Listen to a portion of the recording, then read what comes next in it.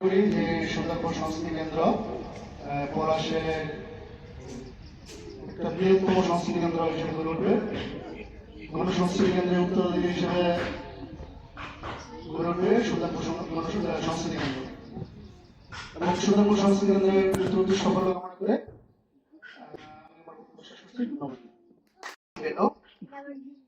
এটা আমাদের এই অঞ্চলের জন্য আমি মনে করি একটা বিশাল একটা কাজ হয়েছে এবং আমরা চাই বর্তমান যে 21 শতকের জেনজির যে পৃথিবী এর বাইরে আমাদের সাংস্কৃতিক জগৎকে ব্যবহার করার জন্য সুলতানপুর সাংস্কৃতিক কেন্দ্রের কোনো বিকল্প আমি দেখি না। আপনারা এখানে অনেকেই কথা বলার সময় বিভিন্ন সংগঠনের বা পূর্বে অনেক কথা এনেছেন। আমি মনে করি এই বিষয়গুলো কিন্তু আপনাদের মুখের হতে এটা ব্যর্থতা নয়। আমি মনে করি আপনারা সফল হয়েছেন। আপনারা আবার সাংস্কৃতিক একটা কেন্দ্রের নামে আপনারা আবার অ্যাক্টিভ হয়েছেন, এই জন্য আমি আপনাদের সাধুবাদ জানাই। আপনাদের আর্টের কাজ শুরু হয়েছে, পর্যায়ক্রমে অন্যান্য বিভাগগুলো খোলা হবে। আমাদের মধ্যে একজন অতিথি আছেন বাবু প্রাণতোষ দত্ত। উনি বাংলাদেশ চারুকলা থেকে পড়াশোনা করা এবং এখন নরসিংদী যদি আর্ট স্কুল বলেন, আর্ট নিয়ে চিন্তা ভাবনা বলেন, ভাস্কর্য বলেন, ফরিদা ছিলেন, ফরিদা নাই, এখন প্রাণতোষ দত্তের উপরে আর কেউ নাই। উনি এখানে আছেন, আশা করি উনি আপনাদের একটা গাইডলাইন দিবেন। উনি যেভাবে আপনাদেরকে বলবেন আশা করি আপনারা ওইদিকে খেয়াল রাখবেন এবং এগিয়ে যাবেন।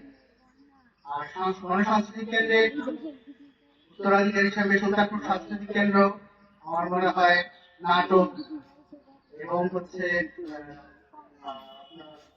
যে গান, গণসঙ্গীত এইগুলোতে আমি আশা করি যে আপনারাও যোগ দেবেন এবং আমি আপনাদের উত্তরোত্তর সাফল্য কামনা করি। সবাইকে ধন্যবাদ। সবাই আপনারা যারা গার্ডিয়ান আছেন আপনারা, আমি বিশ্বাসটা আমি মানে বলতে পারি যে আপনারা এমন একটা প্রতিষ্ঠানে আপনাদের সন্তানকে দিয়েছেন, সেখান থেকে সে যদি অবশ্যই একটা মানবিক মানুষ হয়ে সে এখান থেকে বের হবে। এখান থেকে সে মানুষকে অন্য কোনো ভাবে ভাগ করবে না, কেউ কালো, কেউ অন্য কোনো জাতি বা অন্য কোনো ধর্ম বা অন্য কোনো ভাবে মানুষের মানুষের ভেদাভেদ তৈরি হবে না। আশা করি যে আপনারা ভালো একটা জায়গায় সৃষ্টি করেছেন। আপনারা চেষ্টা করবেন এই সংগঠনটা এবং এই প্রতিষ্ঠানটা যেন টিকে থাকে। আপনারা যত এর সাথে যুক্ত হবেন তত টিকে থাকবেন, তত আপনারা এই সংগঠনটা আরো বেশি প্রসারিত হবে। এই সংগঠনের সাফল্য কামনা করে আমি আমার বক্তব্য শেষ করছি। আজকের অনুষ্ঠানের সম্মানিত সভাপতি এবং আগত পরিচিত সকলকে আমি বৈকালিক শুভেচ্ছা জানাচ্ছি। আসলে আজকে আমরা এমন একটি অনুষ্ঠানে উপস্থিত হয়েছি যেটা আমাদের সমাজে বর্তমান সময় সবচেয়ে বেশি প্রয়োজন। যেটা নাম হচ্ছে সুলতানপুর সাংস্কৃতিক কেন্দ্র, যেখানে শিল্প সাহিত্যের চর্চা হবে। এরকম একটি সুন্দর প্রতিষ্ঠান এখানে তৈরি হয়েছে, সৃষ্টি হয়েছে। এটা শুনে আমার খুবই ভালো লাগছে এবং আমি কিন্তু সাধারণত আজকে যে শনিবার দিন এইসব দিনে কোনো অনুষ্ঠানে আমি আসলে সাধারণত যাওয়ার সুযোগ হয় না, যেহেতু আমার একটা প্রতিষ্ঠান আছে ওখানে ক্লাস থাকে। কিন্তু যখন শুনলাম যে সুলতানপুর সাংস্কৃতিক কেন্দ্রের উদ্বোধন হবে, আমি না এসে থাকতে পারলাম না। তো এখানে আসলে রাকিব ভাই একটু আগে বললো সবাই গার্ডিয়ানদের জন্য অনেক কথাই বললো, তো আমি ছোট সোনামণিদেরকে আমি বলবো এবং গার্ডিয়ানদের তো আমি কিছু বলবো, সেটা হচ্ছে আসলে আমরা শিল্প চর্চা কেন করবো। একটু আগে এক বক্তা বলেছেন যে আসলে এখনকার সময়ে আমাদের ছেলেমেয়েরা মোবাইলে বেশ আসক্ত। হ্যাঁ, সেটা তো আছে। তাছাড়াও এই আসক্তি থেকে কাটানো প্লাস হচ্ছে একজন মানবিক এবং সৃজনশীল মানুষ তৈরি করার ক্ষেত্রে শিল্পের ভূমিকা অনন্য। একটা মানুষ যখন শিল্প চর্চা করবে তখন কিন্তু তার খারাপ হওয়ার প্রবণতাটা আমি মনে করি খুব কম। কারণ আমি যদি আমার যে সাবজেক্টটা আছে সেই চারুকলাটা নেই বলি, যে একটা শিশু যখন ছবি আঁকবে, যখন প্রকৃতিকে তার অন্তর থেকে যখন দেখবে, প্রকৃতির প্রতি তার যে ভালোবাসাটা জন্মাবে, সেই ভালোবাসাটা শুধুমাত্র প্রকৃতির মধ্যে সীমাবদ্ধ থাকবে না, সেটা কিন্তু মানুষের মধ্যেও কিন্তু ছড়িয়ে পড়বে। আর এই ভালোবাসাটা যদি সবার মধ্যে ছড়িয়ে দিতে পারি, তাহলে আমি মনে করি যে আমাদের যে অপরাধ প্রবণতাটা কিংবা মানুষের মধ্যে যে বিদ্বেষটা, মানুষের মধ্যে যে হিংসা হানাহানি, এই জিনিসগুলি আমাদের মধ্যে তৈরি হবে না। এই যে আজকে আমি শুনলাম যে এখানে 16 জন স্টুডেন্ট অলরেডি ক্লাস করছে। আমার স্কুল যখন শুরু করছি তখন আমি 2 জন স্টুডেন্ট নিয়ে শুরু করেছি। বর্তমানে আজকে আমাদের এখানে প্রায় 100-এর উপরে, 120-এর উপরে স্টুডেন্ট আছে। তো সেই দিক থেকে আমি মনে করি আপনারা খুবই ভাগ্যবান যে 16 জন নিয়ে শুরু করেছেন এবং একটা উদ্বোধনী অনুষ্ঠান করতে পেরেছেন। আমি কিন্তু সেটাও কিন্তু করতে পারিনি। এখন হয়তো অনেক বড় অনুষ্ঠান করি, ইন্টারন্যাশনাল প্রোগ্রাম করি, কিন্তু আমার শুরুটা কিন্তু আপনাদের চেয়ে খুব নগণ্যভাবে হয়েছিল। অতএব নিরাশ হওয়ার কোনো কিছুই নাই। আশা করি যে এখানে যে মানুষগুলি এই সংগঠনটা, এই সাংস্কৃতিক কেন্দ্রটা তৈরি করেছে, তাদেরকে আমি ব্যক্তিগতভাবে চিনি। তারা খুবই ভালো মানুষ এবং মানে অসাম্প্রদায়িক এবং সংস্কৃতি মনা মানুষ। তারা এই সুলতানপুরের ছেলেমেয়েদের, কচিকাঁচা যে ছেলেমেয়েরা আছে, তাদেরকে মানবিক গুণ সম্পন্ন মানুষ হিসেবে তৈরি করার জন্য কিন্তু এই সংস্কৃতি কেন্দ্রটা তৈরি করেছে। এবং আপনারা যারা আছেন, আমার ছোট্ট বাবা মারা যারা আছেন, তাদেরকে আমি একটা অনুরোধ করবো যে আপনারা আপনাদের ক্লাসে প্রতিনিয়ত এখানে উপস্থিত হবেন এবং আপনারা এখান থেকে আশা করি ভালো কিছু শিখবেন। আর আমার তরফ থেকে আমি এইটুকু বলতে পারি যে যেহেতু আমি চারুকলার মানুষ, সেহেতু এই ক্ষেত্রে যদি আমার কোনো সহযোগিতা লাগে, সেটা আমি সর্বোচ্চ সহযোগিতাটুকু আমি করার চেষ্টা করব। এবং এখানে আমি যেটা দেখেছি, আমার এসে একটা জিনিস ভালো লাগছে, এই যে পরিবেশ, ছবি আঁকার জন্য হচ্ছে একেবারে আদর্শ একটা জায়গা।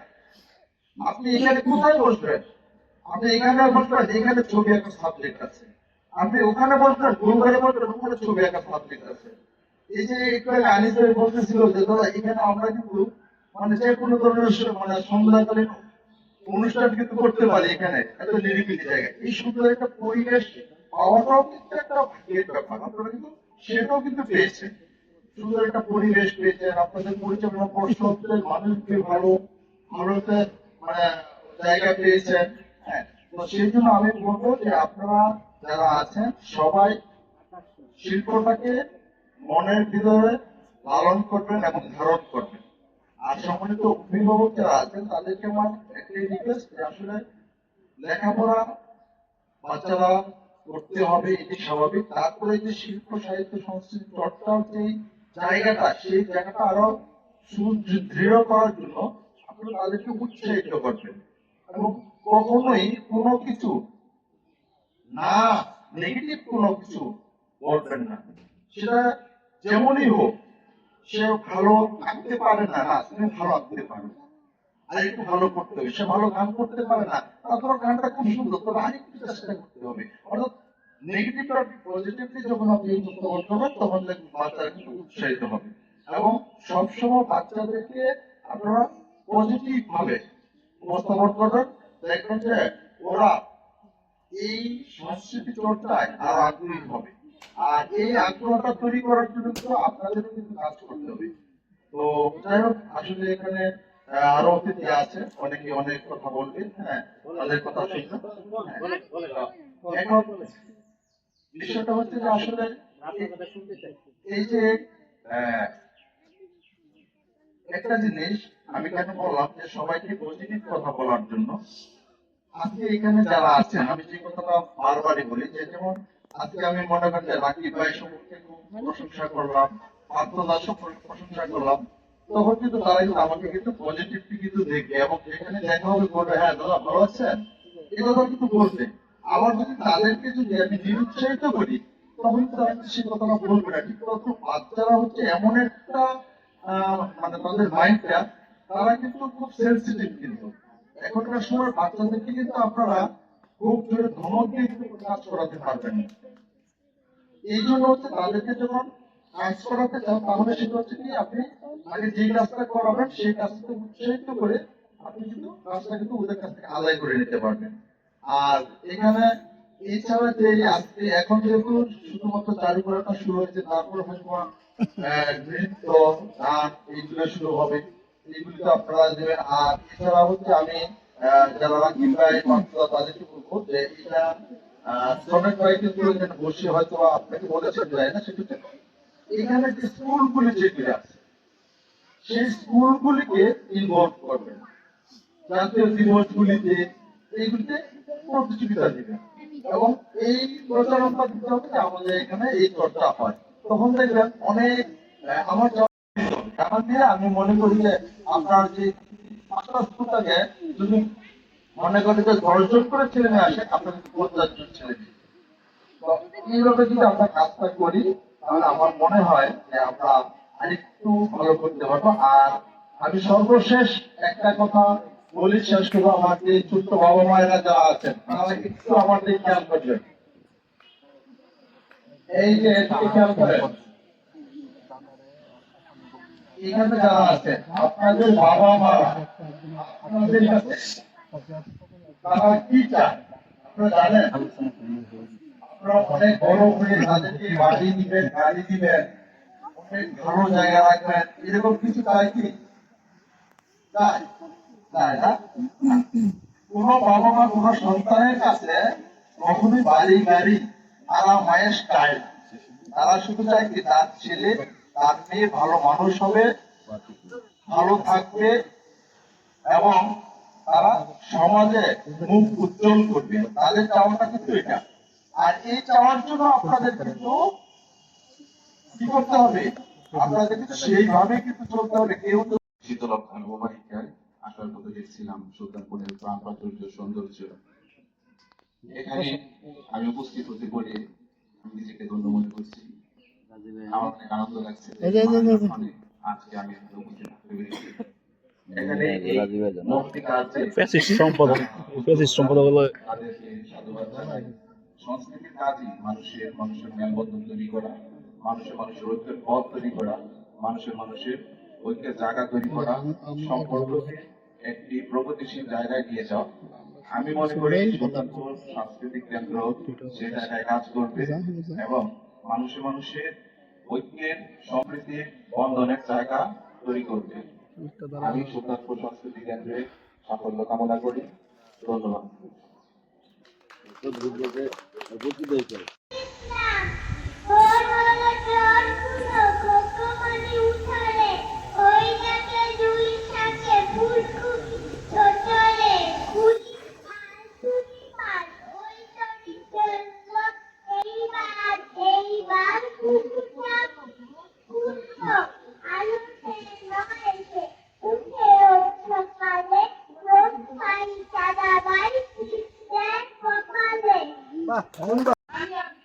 আবৃত্তি করছি কবি শামসুর রহমানের রচিত কবিতা স্বাধীনতা তুমি। স্বাধীনতা তুমি রবি ঠাকুরের অজর কবিতা অভিলাষী গান। স্বাধীনতা তুমি কাজী নজরুল সাতটা জুড়ে সৃষ্টি সুখের উল্লাসে কাপা। স্বাধীনতা তুমি শহীদ মিনারে অমরের ফেব্রুয়ারি উজ্জ্বল সভা। স্বাধীনতা তুমি পতাকা শোভিত স্লোগান মুখর সাজানো মিছিল। স্বাধীনতা তুমি ফসলের মাঠে কৃষকের ভাষী। স্বাধীনতা তুমি রোদেলা দুপুরে মধ্য পুকুরে কাকবে অবাধ সাঁতার। স্বাধীনতা তুমি বন্ধুর জোয়ার তোলে স্থলশীত দক্ষ বাহুর প্রতিষ্ঠ পেশী। স্বাধীনতা তুমি অন্ধকারে সীমান্তে মুক্তি সেনার চোখের ঝিলিক। স্বাধীনতা তুমি বনের ছায়ায় তরুণ মেধাবী শিক্ষার্থীর শান্ত কথা স্থল শান্তাগা স্বদেশ ভাষণ। স্বাধীনতা তুমি মাঠে অবধানে ছোট সন্তান। স্বাধীনতা তুমি কাল বৈশাখীর দিগন্ত জোড়ার মত্ত ঝাপটা। স্বাধীনতা তুমি শ্রাবণে অকুল দেখার ফুল। স্বাধীনতা তুমি মেলার কুমল চারিনা মাঝে উদার জমি। স্বাধীনতা তুমি উঠানে ছড়ানো মায়ের শুভ্র শাড়ির কাপড়। স্বাধীনতা তুমি ফুলের হাতের নম্র পাতায় মেহেদির রং। স্বাধীনতা তুমি বন্ধুর হাতে তারার মতন চঞ্চলে রাঙা পোশাক। স্বাধীনতা তুমি বৃষ্টির ঘন ঘোরাকার চুল হাওয়ায় হাওয়ায় দুলুকতা। স্বাধীনতা তুমি ধোঁয়ার গায়ের রঙিন কুর্তা কুকির রকম তুলতুলে গায়ে রৌদ্রের খেলা। স্বাধীনতা তুমি বাগানের ঘর কুকিলের গান বয়সী বটে ঝিলিক পাতা যেমন আমার পরিবার খাতা।